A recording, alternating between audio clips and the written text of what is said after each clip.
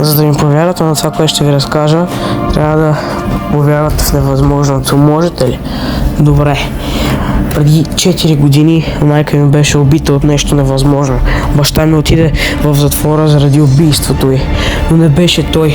Имаше човек в мълния, червена мълния и той я уби. Но преди 9 месеца ме удари мълния и бях 9 месеца в кома. Сега аз съм невъзможното. Сега аз, Бари Алън, съм най-бързият човек на земята. Аз съм светкавицата. Сега всичко, за какво ме повика? Направих ти костюм, за да ти крие самоличността. Благодаря. Но тази маска и тази ръкавица правише точно като убийца на майка ми, само че неговото беше с червено, моето е черно. Да, взех идеята му от него. Да тествам костюма на игрището. Добре. Здрасти, Бари. Ти видя ли това? Всичко къде си? Къде изчезна двойника ми? Трябва да го набера. Бари, всички, които обичаш, ще умрат. Сиско! Всичко е било просто кошмар.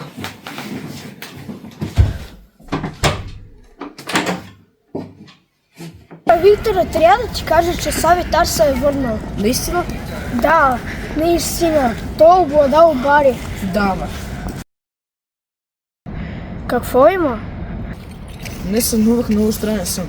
Събудих се преди сигурно 30 минути и тръгнах да ви търся, понеже това е доста странно. Сънувах с човек същия като мен, само че каза, че е дошъл тук за мен, за да убие всички, които обичам. Вибрираше целия и първоначално уби Сиско. След това просто изчезна, но аз не бях достатъчно бърз да го хвана. Да, имаме съмнение, че е твой клонник от бъдещето, Бари. Да, а и пък той е най-бързият спидстър. Бари, съжалявам, но то те е обладал. Първо, къде е Сиско и второ, как трябва да го победа по-точно? Защо ме обладал? Бари, ще ти задам една гатанка. Кога врата не е врата? Ами, мисля, че когато е открехната. Добре, утре ще го мислим това. Сега до утре. Викторе, трябва да помогнем на Бари. Хайде. Няма да успеете да го спасите. Викторе, той е много страховит, както го описват с тази синя мълния, например. Чакай малко. Това всичко ми е много познато. Сънувах как Сиско ми даде част от костюма, който беше на убийца на майка ми. Но това няма значение. Моят зъл двойник, както Хайсън Мелс и Виктор Зол му казаха, той от бъдещето и е зъл. Ако това значи, че е зъл, значи... Не. За да не се случи този сън. Сега ще изчакам просто Сиско. Какво става, Сиско? Защо ме извика? Извиках те, защото ти направих костюм. О, благодаря, доста е хубав. Но... имам чувство, че съм го виждал преди. Това е точно като банданата на убийца на майка, само че неговата беше червена и той нямаше ръкавица. Да, знам, но взех репликата му от него. Добре, окей. Какво ще правим сега? Ела в игрището да го тестваме. Добре, хайде. Всичко изчакай. Трябва да кажа нещо. Да. Трябва някой друг път да пробваме костюма. Защо? Защото днес сънувах много странен сън. Какъв? Случи се абсолютно същото, ми даде костюма, каза, че прича на убийца на майка на костюма и така, че си взел, нали, в него идеята. Да. Отидохме на игрището и там случи интересното. Имаше двойник на мен, който беше много страшен, на име Савитар. Той каза, че ще убие всички, които обичам и са ми приятели, като цяло ще убие всички. След това се обърнах към теб, за да те попитам, виждаш ли това, и теб те нямаше.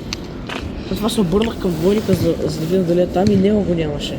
Изтичах до булеварда и там бяхте вие двамата. Той там те уби, аз не бях достатъчно бързо да те хвана и избяга.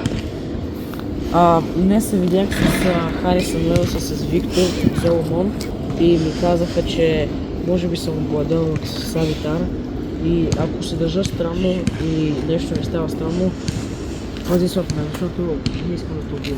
Добре. Окей, да си ходим.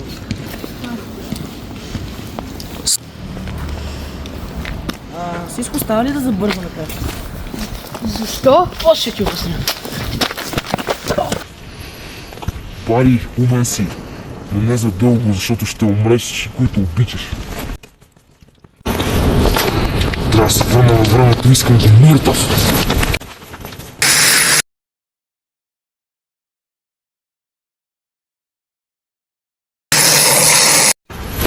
Време да си направя клонинги. Добре, ти отиваш след Сиско и Бари, аз отивам след истинския Бари. Чао!